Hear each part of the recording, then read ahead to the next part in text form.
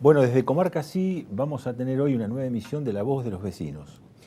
Hoy queremos ofrecerle a los vecinos la posibilidad de una hermosa conversación con una vecina de Olivos.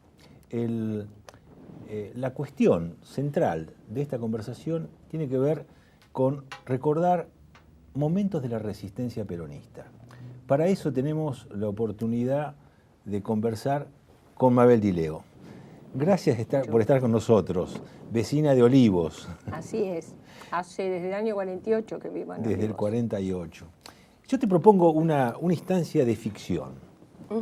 Vamos a remontarnos para esa zona donde vos estás viviendo también. Sí. Como cuando vos estabas en el colegio secundario, ¿no?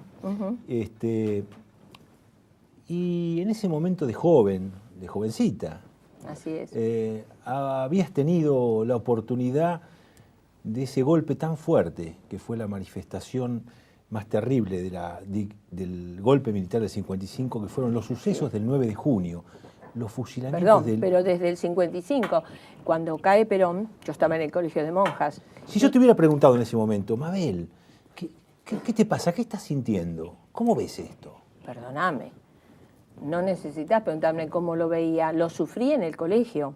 Contanos. Cuando yo tuve de compañeras a muchas chicas que los papás eran militares, que eran funcionarios en el gobierno de Perón. En el 55, uno de ellos, Cosabela, el libro La Nación Justa y Civil y Soberana, le arrancaban las hojas y decían viva la libertad, los que habían sido peronistas hasta una semana anterior. En un curso de 27 alumnas... ¿En qué colegio era? El colegio Santa Teresita del Niño Jesús, el que está ahí en la calle Roca. De 27 alumnas que éramos, quedé yo sola peronista contra las otras 26 alumnas que algunas hijas de funcionarios peronistas dejaron de ser peronistas de la caída de Perón en adelante. Yo, la propia rectora del colegio, que era una monja, una hermana, porque son hermanas, me permitió que yo faltara una semana al colegio, porque cuando volví me preguntaron, una monja muy maldita me dijo, ¿pero vos seguís siendo peronista? Sí, hermana. ¿Qué edad tenías, Mabel, en ese 15 momento? años, 14 para 15. Inclusive a mí me obligaron las monjas a comprar el Cristo Venció, que era una anclita con la cruz, que era el signo de la Marina. Claro. Y yo lo usaba, lo pinché, lo compré y lo pinché en un monedero y adentro. Y cuando entrábamos al colegio, la monja vino y me dijo, ¿y dónde está tu Cristo Venció? Saco y le muestro. Me dice, ¿por qué no lo usa, alumna? Yo alguna vez traje el escudo peronista a este colegio, le dije, no, entonces, ¿por qué voy a usar el Cristo Venció si yo no siento que tengo que usarlo? Desde ya que estuvieron por echarme ese año, pero como era la chupamedia de la madre superiora del colegio, la quería mucho, me quería mucho ella a mí, no me echaron. Sino en segundo año me echaban del colegio por peronista. Así que la viví desde chica nomás. Puede ser que los fusilamientos de José León Suárez, ya en el 56, sí, pueden haber significado un momento de indignación para que diera lugar a una participación política activa de tu parte. Yo militaba con mi papá, porque mi papá participó. Mi papá en el 55 estuvo 19 días desaparecido y en el 9 de junio también estuvo desaparecido por presunto peronista. Mi padre estaba de la Policía Federal y estaba destinado en el Departamento de Policía. Mi padre iba a confabular, ¿no? Por el golpe, tenía que tomar el departamento de policía con el mayor Oscar Pablo Vicente. Y me llevaba a mí para disimular. Me acuerdo que íbamos a Plaza Italia a encontrarnos con otros militares. Bueno, después estaba todo, imagínate que estaba todo vendido, ¿no? Porque habían encontrado las listas. Pero yo tenía un señor amigo de casa, que era Roberto Julio Juan de la E, que el actual edificio de bomberos voluntarios de Vicente López se llama como él. Estábamos en las paredes del aeroparque, que no eran paredes, eran enrejados con plantas. Estábamos a las 12 de la noche esperando que el capitán Palafox Tejero, que tenía que tomar el aeroparque, nos hiciera seña para que de la E entrara a tomar. Bueno, a Palafox Tejero lo estaban esperando, lo llevaron de las pestañas. Claro. cuando volvemos a casa, mi madre desesperada nos sale a recibir diciendo, no, hay ley marcial, y ustedes, nosotros estábamos con una 38 larga, que era desde la E, en la calle, recorriendo, o sea que yo la viví de cerca y con personas que siempre tuvieron militancia. Y terminaste fundando o organizando la Juventud Peronista. Así es.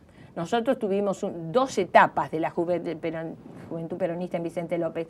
La primera fue la de todo un grupo, que éramos los hermanos Varas, Pernas, Pellerano, que son los que van a Uturunco, son los Uturuncos, el primer grupo que se arma en Tucumán.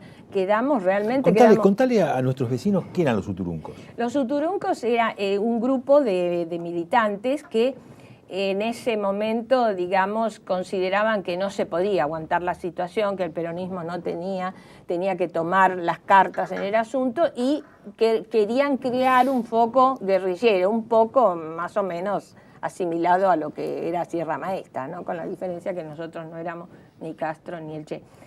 Bueno, y en esa época los financiaba Estados Unidos, nosotros no, indudablemente. Bueno, el grupo de nuestro que fue, y evidentemente cayeron todos enseguida, lamentablemente, pero el grupo que quedó, digamos que después se amplió, inclusive se amplió con gente de San Isidro, Raúl Strauss, que ya está, creo que está fallecido, pero bueno, hicimos todo el grupo de juventud de Vicente López se aúna para hacer Juventud Zona Norte. Nosotros fuimos al famoso congreso que hizo Brito Lima, que le ganamos por 171 a 170 en la votación para nombrar un presidente de la Juventud Peronista, que ahí estaba Tanco, el Cadre, bueno, todos los que hoy somos mayores, en ese momento éramos jóvenes y estábamos ahí en ese que se hizo en el sindicato del calzado de Geralde, estaba Geralde en esa época. Y en esos momentos de, digamos, los albores, digamos, el nacimiento de la Juventud Peronista. Así es. Digamos, al calor de la resistencia peronista.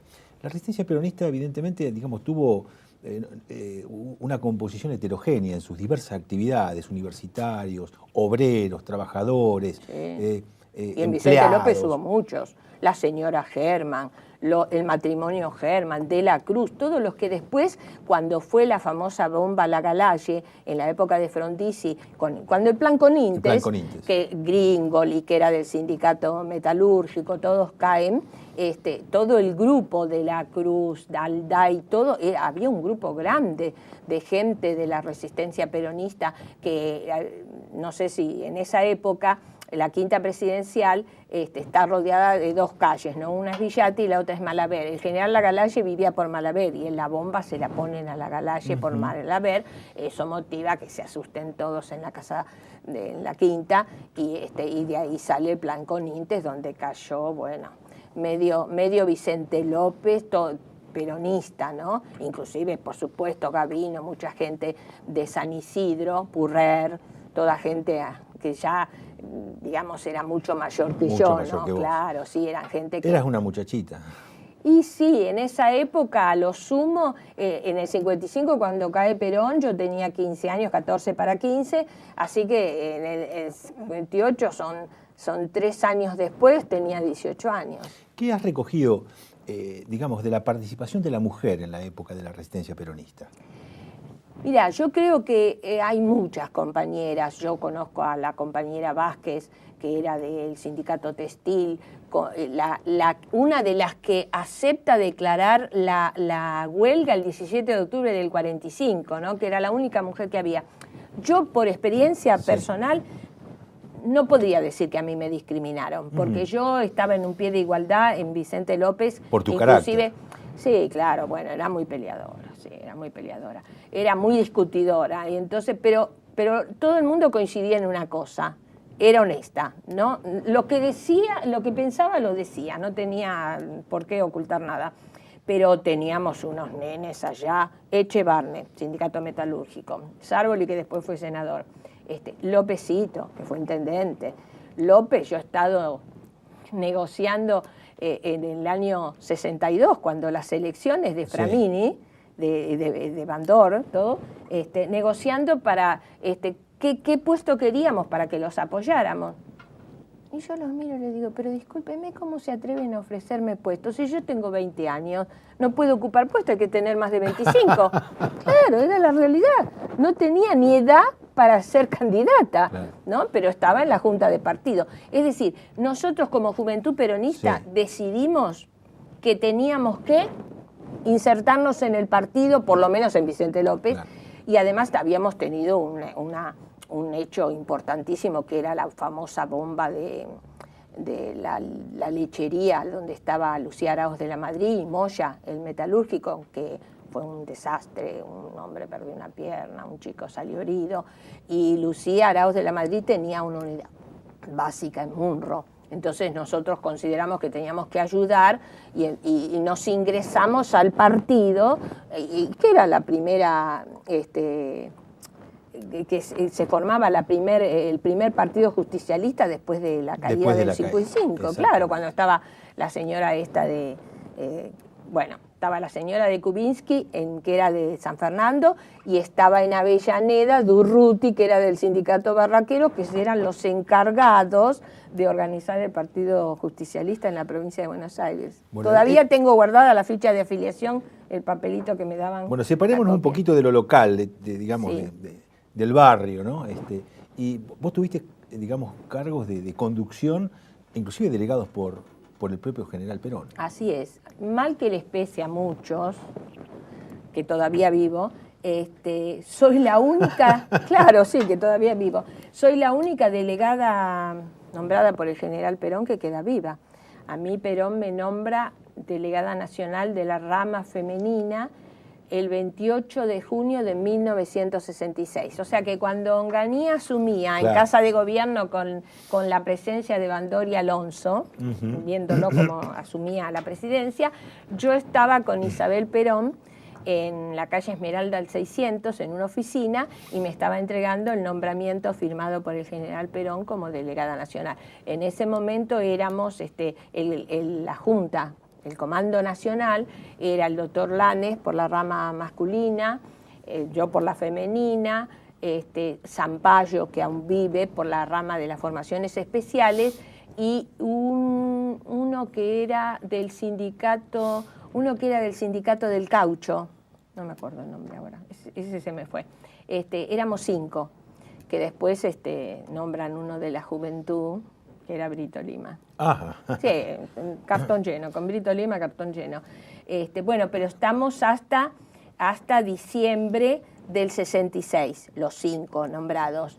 Y a fines de año, bueno, Perón nos mandó una carta retándonos porque dice que no es posible que la Junta Coordinadora Nacional estemos divididos. Estábamos divididos porque Alanes no manejaba Jorge Antonio. Ajá.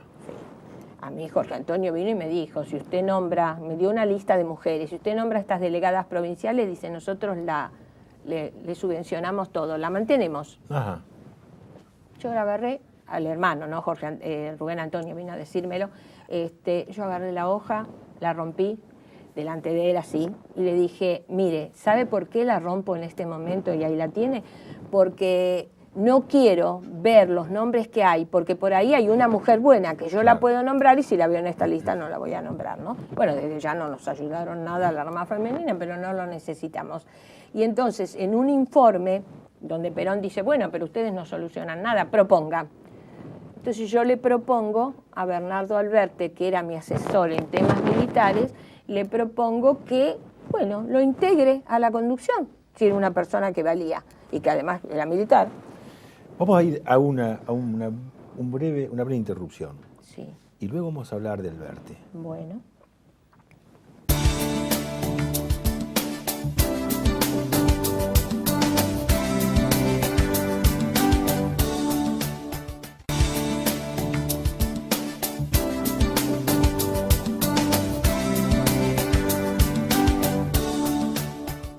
Seguimos en esta amena conversación con Mabel Di Leo.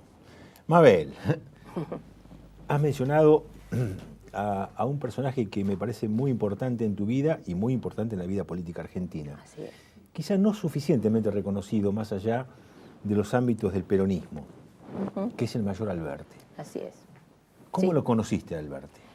Bueno, Alberti lo conocí porque Bernardo Troxler, el hermano de Julio Troxler, cuando a mí me nombra Isabel Perón, considera que yo iba a necesitar asesoramiento en la rama militar.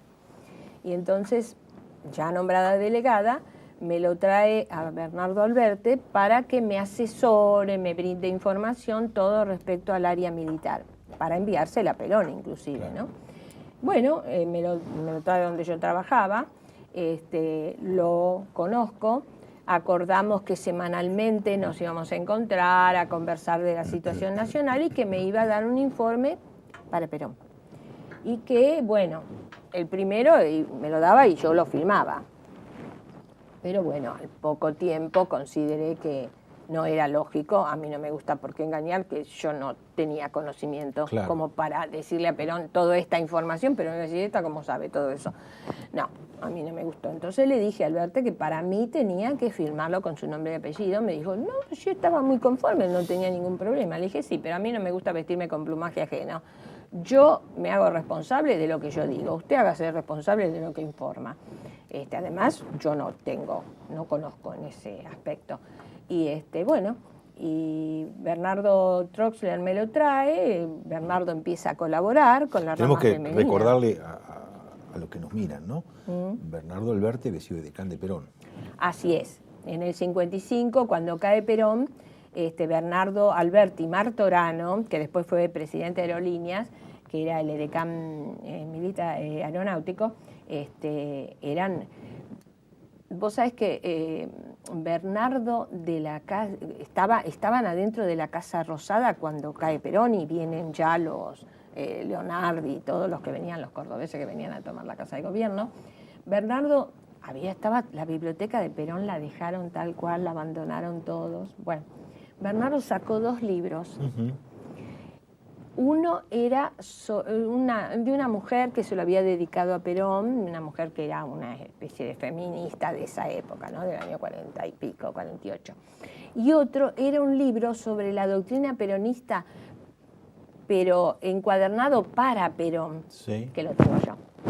Porque después que me conoció, me dijo, usted le va a poder dar mucha utilidad a ese libro, y lo tengo todavía, por supuesto, es una belleza, y el libro dice, ¿no? Está numerado y todo, de que era de la biblioteca de Perón. Hay un peronista que vive en Vicente López, que hace radio y televisión, ajá, que no sabe, ha hecho todo lo imposible para que yo se lo regalara, pero no, ese libro, me voy a morir con ese libro, después lo dejaré de herencia, pero ahora, mientras tanto, sigue siendo mío. Que es es un libro, la doctrina peronista, sí, escrita, por supuesto, asesorada por Perón, pero era el libro de Perón, de consulta, claro, de Perón, es una belleza, es en cuero de Rusia, en papel, Biblia, es una belleza el libro. Ese libro sí que es un incunable, ¿no? No creo que haya otro. Bien, sigamos. Bueno, sí. ¿Cómo lo conoces, bueno, Alberti? Lo conozco por Troxler. Por Bernardo Troxler, exactamente, y en agosto, sí, o sea, 2 meses después de haberme nombrado, vamos a Uruguay, uh-huh, a conocer, porque claro, era compañero de él de promoción, a conocer a Pablo Vicente, porque todos los informes de Perón eran un drama para mandarlo, porque de acá uno corría el riesgo de que lo interceptara. Y entonces vamos con Alberti a Uruguay, me presenta a Pablo Vicente, y bueno, y él después, Pablo Vicente era el encargado desde Uruguay, y si no, a veces se mandaba gente especialmente, ¿no?, para que llevara y trajera la correspondencia del general. Bueno, y a partir de ahí él empieza a colaborar con la rama femenina. La verdad que ellos todos colaboraron, porque Sampaio es el día de hoy que somos amigos. Todos los militares colaboraban con la rama femenina, pero aparte éramos muy efectivas, Pablo Vicente saca un diario que se llamaba El Retorno de Perón, ¿no? La rama femenina vendía 4.000 ejemplares semanales, los cobraba, le llevábamos el dinero para pagar la salida de los otros. O sea que había que tener una buena organización para poder vender, no distribuir, claro, solamente. No eran regalados, había que cobrarlos y después pagarlo la nueva emisión, ¿no? Bueno, y bueno, así yo le propongo a Perón Alberte, no me contesta nada, por supuesto, Perón ni se da por enterado, pero en febrero le manda una carta a Alberte diciéndole si estaba dispuesto a ser secretario general del movimiento y su delegado, y bueno, pero Bernardo acepta en marzo, viaja a España, y entonces a partir de ahí, digamos, compartimos la conducción hasta marzo. ¿De qué año?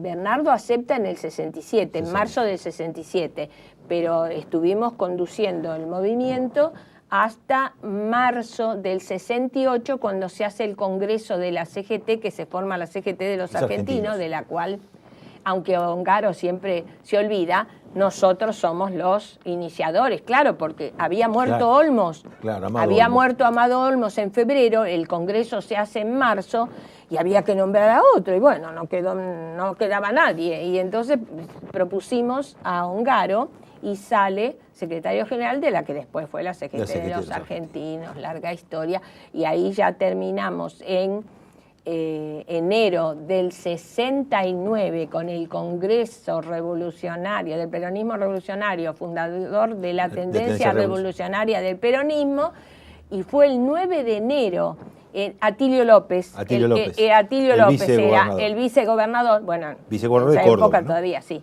En esa época no, era el 69. Pero no se olviden que nosotros nos reunimos en Córdoba el 9 de enero con el peronismo revolucionario y la tendencia. Y el 29 de mayo fue el Cordobazo. Claro. Así que éramos efectivos. ¿Cuándo conociste a Cook en esa época? Y en esa época lo conocí cuando estaba en la conducción, en el 66, a partir del 66, claro. 67. Yo tuve muy buena colaboración, la verdad no me puedo quejar. He conocido gente, mujeres, claro, había una diferencia de edad sideral. Yo tenía 27 años, era la delegada nacional, y la compañera más joven que me nombra Perón en el comando táctico para que colaboren conmigo era Ana Macri, la más jovencita, tenía 55 años. Claro. Y la señora Torterolo de Rosselli, que era una santafesina de 80 años. Eran gente muy mayor comparado, ¿no? Sigamos con Alberte. Sí. El mayor Alberte tuvo una particular inserción y respeto tenía por los mucho sectores carisma, juveniles. Tenía mucho carisma. Ajá, ¿cómo era eso? Tenía mucho carisma, era un tipo que entraba a un lugar y se recorría persona por persona a saludarlo. Eso a la gente lo impacta mucho, ¿no? Yo era más distraída para ese tipo de cosas, pero él no, él a cada persona. Pero además, yo pienso que un poco influido porque al estar yo ya antes en la conducción, yo me había rodeado de toda la juventud peronista y de todos los compañeros que habían militado conmigo. Los conocía, eran mis amigos. Estabas legitimándolo, Alberte, entonces. Claro. Entonces, de alguna manera, toda la gente de todos los años de militancia anteriores que yo había tenido, pero si a mí llegaron a decir que hasta era hija de, ¿cómo se llama? El pobre hombre que vivía, que era el administrador de la Quinta. De Renzi. No, de Renzi es el otro. No, claro. Renzi. Hasta llegaron a decir que yo era hija natural de Renzi porque cuando me nombró Isabel, porque él vino a comunicarme a mi casa que yo había sido nombrada delegada. Bueno, yo aproveché toda la gente, no está mal dicho aprovechar, pero bueno, sí. Yo junté a toda la gente que habíamos estado trabajando por la Juventud Peronista, por el partido, por Vicente López, a toda la gente y se la presenté. Claro, había como 10 años de trabajo previo, claro. Y además a través mío conoció a Julio Trosler, a través mío conoció, y después, yo le presenté y traté de que el equipo fuera lo más homogéneo posible y que respondiera a lo que nosotros queríamos. Es decir, como dijo una vez Olmos, es la primera vez en todos los años de político que tengo y de gremialista que sé de qué trabaja el delegado nacional y la delegada. Cada uno tenía su trabajo aparte, no vivíamos de la política. ¿De qué vivía? Bernardo Alberte era tintorero. Era tintorero. Y yo trabajaba en el Tribunal de Cuentas de la Nación. ¿Cómo le llamaba?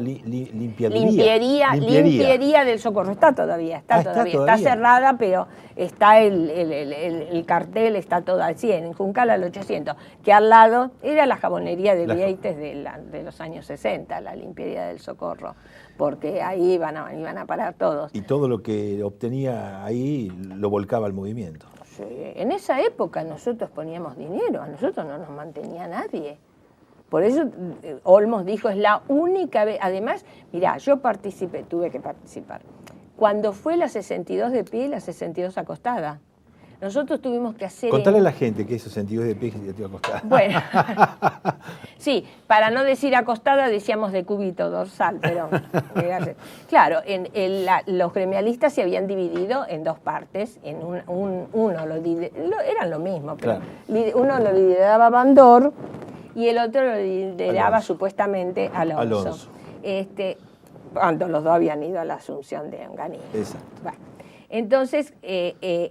que me hace recordar mucho a esta época, a ver. fue cuando el señor Bandor, el compañero Bandor, dijo una frase que hoy es muy aplicable, yo a veces lo recuerdo, hay que estar contra Perón para salvar a Perón, que era el famoso guiso de liebre sin liebre, era el peronismo sin Perón, claro. Punto. ¿Y cómo lo traes a cuento de la situación nuestra?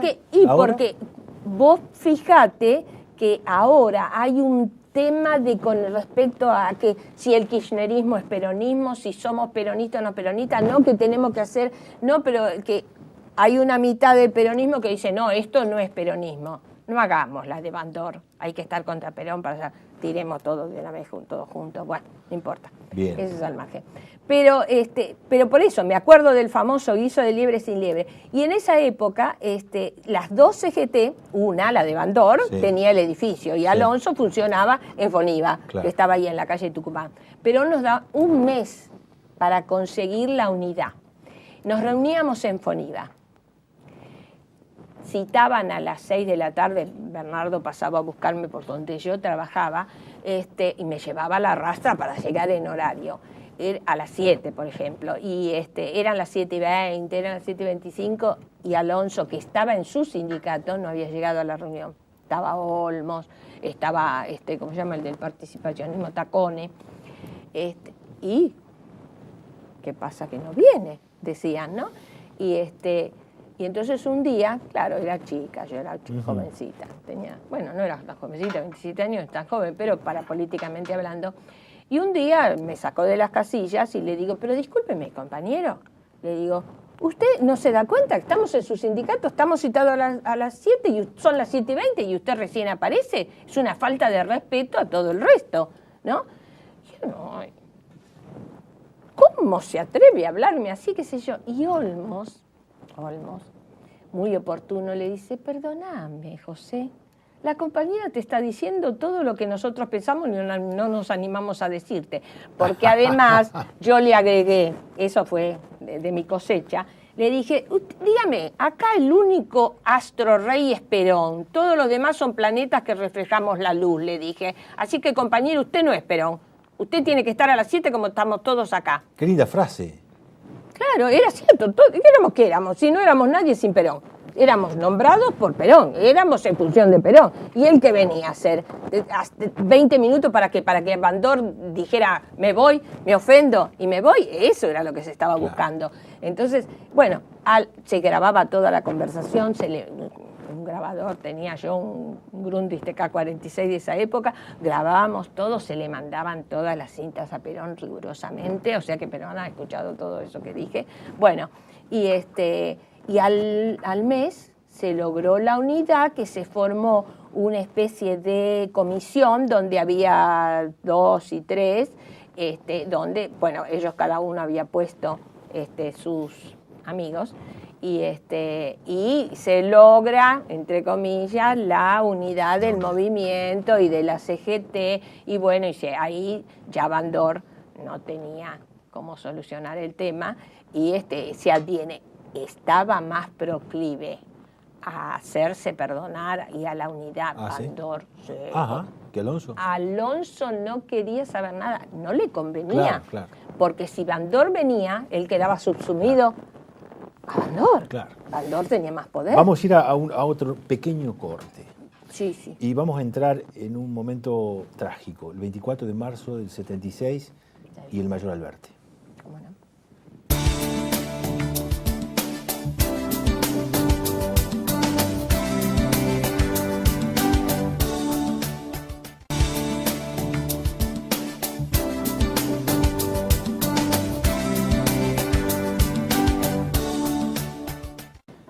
Bueno, en otra presentación nuestra de La Voz de los Vecinos seguimos conversando con Mabel Dileo. Ya se van a aburrir de tanta No, cosa. que se van a aburrir, Mabel. Mabel, hemos estado conversando muchas cosas que trasuntan alegría, esperanzas, una serie de contrastes, pero obligadamente tenemos que hablar de algo que es trágico. Así es. Que es muy trágico. El 24 de marzo del 76, la asonada militar, el terrorismo de Estado. Nunca pensamos que iba a ocurrir eso. Perdón, ¿ustedes no conocen la carta que estaba escribiendo Bernardo Alberti? ¿La conocés? Ahora nos lo vas a mencionar. Pero el 24 de marzo y el mayor Alberti, decime, contanos, para recordarle a los vecinos el significado. Sí, evidentemente el tema de las muertes, evidentemente estaba todo programado, porque si había una persona que en ese momento no estaba metida, digamos, no era ni funcionario del gobierno, nada, era Bernardo Alberti. Claro. En su casa no había ni un revólver de cebita. La prueba está que lo único que se llevaron los militares es todas las cartas originales de Perón, que Mabelita había tenido la idea, yo quería que él las grabara, las leyera y las grabara. Y Bernardo me dijo, pensá que si yo las leo y las grabo, claro, no es los tiempos de ahora que se ve. Claro. Pueden decir hasta que son apócrifas, porque no se ven las cartas. Entonces le dije, bueno, está bien, no la querés grabar, les voy a sacar fotocopias. Hice 2 juegos de toda la colección de cartas que teníamos de Perón de la conducción. Pero vamos a esto. En los días, no, pero los días previos al golpe. Un juego se salvó. En los días previos al golpe, sí. Digamos, Alberti ya veía venir la situación del golpe y estaba denunciándolo. Perdón, lo denunció. Exacto. En diciembre, cuando se revela el brigadier Capellini, claro, en Córdoba, Bernardo ya denuncia en ese momento, porque habíamos formado la corriente 26 de julio, que teníamos la casa, la sede, en Rivadavia a 754, enfrente de del Cóctel, la impresora, que era la que imprimía todas las cosas políticas. Sí, nosotros justamente porque la veíamos venir, habíamos formado esa corriente porque evidentemente el partido, el peronismo no hacía nada, y todos los gremialistas y todo. Es decir, esto me parece que un poco pasó lo mismo que pasó en el 55. En el 55 dejaron que Perón se fuera porque total creían que quedaban todos acomodados y que no iba a pasar nada. Y ya vemos, pasó en el 55 y repetimos el tema en el 76. Fíjate que estos vinieron con un plan sistemático para arrasar con todo. Y yo creo que la ida a buscarlo a Bernardo a la casa y a las 2:30 de la mañana, cuando todavía no había renunciado Isabel Perón, o no se había ido por lo menos en el helicóptero, eso significa que lo tenían todo previsto de antemano. Ir y tirarlo de un 6º piso y después decir que intentó escaparse y que se cayó. Si vos conocés la casa de Bernardo era pisos, medios pisos, que atrás siempre tenían un departamento aparte, ¿no? De otra persona. Por la ventana de servicio de la casa de Bernardo vos pasabas así, dando un pasito un poquito grande al departamento del fondo. O sea que no te vas a tirar de un pozo donde supuestamente hay nada más que antenas de televisión, que no te podés agarrar esas antenas. En una patota conducida por el general Guerrero. Era una patota, era más que una patota, fue un operativo de toda la manzana. Pusieron todas tanquetas por Libertador de frente a la casa, porque no te olvides que la casa era Ayacucho, Libertador, Schiaffino, Posadas, que es una manzana media grande, ¿no? Los helicópteros volaban los helicópteros por los techos, o sea que fue un operativo de toda la manzana para buscar a un tipo, claro, un tipo solo. Sin custodia, nada. Nada. Además, donde cayó el cuerpo, que era un departamento del 1er piso, el dueño del departamento era el juez Herrera, el cuñado de Aramburu, el hermano de Sara Herrera de Aramburu. Decime, Mabel, el crimen, el asesinato de Alberti, después ya de la etapa democrática fue denunciado y, digamos, toda la situación judicial fue muy adversa. No, pasaron como 20 jueces, todos se excusaron, pero el único que tuvo la franqueza de decir lo que pensaban todos los jueces fue Sarmiento, que dijo, ¿y qué? ¿A Bernardo lo tiraron? ¿De un balcón, de una ventana? A todos los peronistas habría que hacer eso, tirarlos por el balcón. Eso lo dijo el juez Sarmiento, antes de excusarse y decir que no. Es decir, la causa fue pasando de mano en mano y al final los militares terminaron exonerándose. Es decir, que había sido un accidente, que él se había querido escapar. Recién ahora, el juez Rafecas abre la causa y eso hace que pueda ser declarado un crimen de lesa humanidad y que se revean todos los juicios del 76 al 75 para atrás. O sea, considerar en el marco del terrorismo de Estado un plan sistemático de exterminio, entra justamente el asesinato del mayor Alberto. Exactamente. ¿Cómo, digamos, recientemente ha caído el llamado el halcón negro, Carlos Alberto Martínez, el responsable... El tercero en jerarquía después de Videla. El batallón 601 de inteligencia. Era el tercero. Qué personaje que quedó oculto entre los pliegues de la historia ese. Y no solamente oculto, sino que fue hasta jefe de policía. Fue jefe de policía después de Camps, en la provincia de Buenos Aires. Y en la etapa democrática también. Bueno, en la etapa democrática lo llevaron a la CIDE en la época de Menem. El señor Tata Joffre lo llevó de jefe de inteligencia.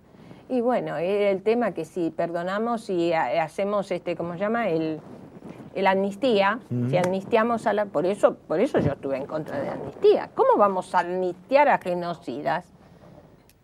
El responsable el que estaba por encima de Guerrero. La muerte en el 74 de Julio Trosler. De Julio Trosler. Ahora vamos a hablar de Trosler. Almirón Senna.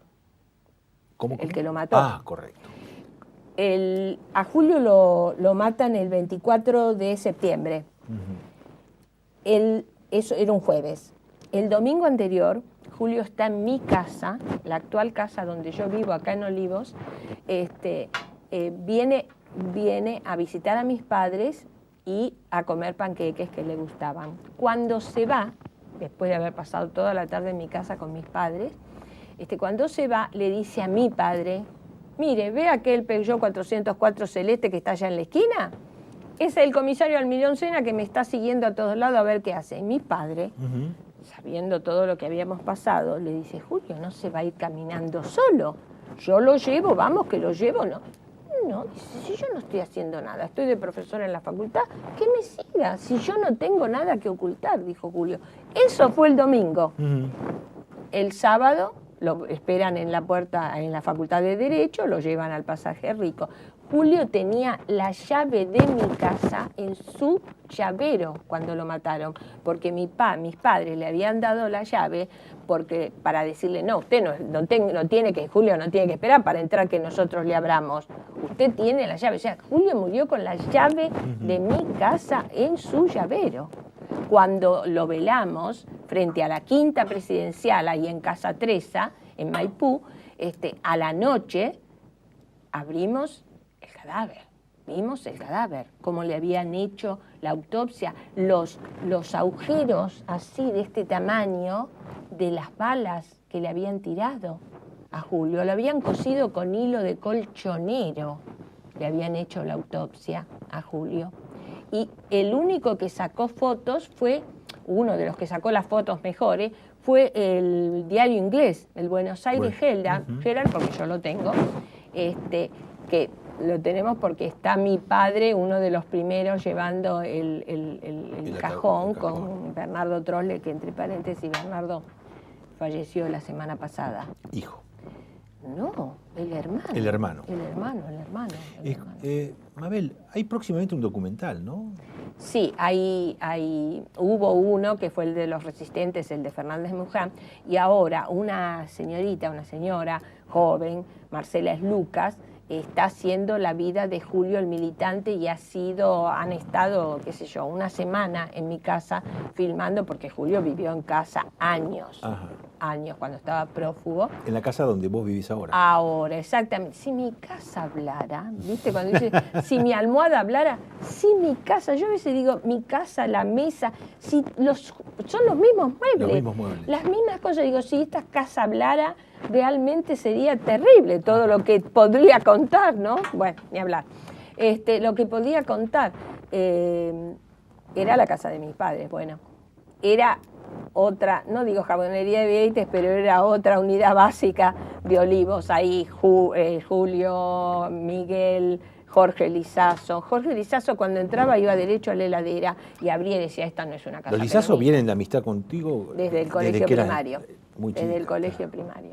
Al único al que conocí menos, indudablemente por el fusilamiento, fue a Carlitos. Ah, claro. A los que conocí, fui amiga, fueron guardaespaldas míos, todo fue a Miguel y a Jorge. 2 preguntitas rápidas. López Rega y Menem en tu vida. No. López Rega, un drama. El mal que hizo López Rega al peronismo no tiene nombre. Yo lo conocí entrando, pero tengo una perlita mejor. A ver. Cuando yo era delegada nacional, un día tenía que ir a verla a Isabel Perón, en el ascensor bajando, me lo encuentro, porque ya lo había conocido en otra oportunidad, pero me lo encuentro a López Rega. Ajá. Pero cuando subo, veo un señor que iba con la bolsita de compras y que se dedicaba a abrir las cartas con un abridor de cartas, bueno, no me acuerdo el nombre. Un cortapapel. Un cortapapel, bueno. A que no sabes quién era, el que estaba abriendo los sobres y con la bolsita. Raúl Lastiri, el de las 300 corbatas, se lo había mandado de sirviente Jerónimo Remorino a Isabel Perón. Y Isabel Perón me dijo, no hable nada delante de él, que yo no le tengo confianza, porque seguramente Remorino lo mandó para que escuche todo lo que yo hablo. Me dijo, delante de él no hable nada. Lo tenían en un pasillo al fondo con una mesita chiquitita así, abriendo las cartas. Raúl Lastiri, el que fue presidente con las 300 corbatas. Con eso te digo todo, era el yerno de López Rega. Qué país generoso. Ay, sí, realmente, qué país hemos tenido. Pero el peronismo. Decime, ¿alguna culpita vos tenés con el tema Menem? Ay, no me hables, sí. Yo a Bernardo le decía que él tenía la culpa de que López Rega había conocido a Isabel Perón por una tarjetita de él que había llevado Morganti, y yo fui la que le sugerí que en La Rioja nombrara a Menem, delegado, que estaba recién casadito hacía un año con Zulema. Y además tuvimos un amigo común, amigo del alma, Hugo Amílcar Grimberg, que Menem lo nombra en la Corte Suprema de Justicia de La Rioja. De La Rioja.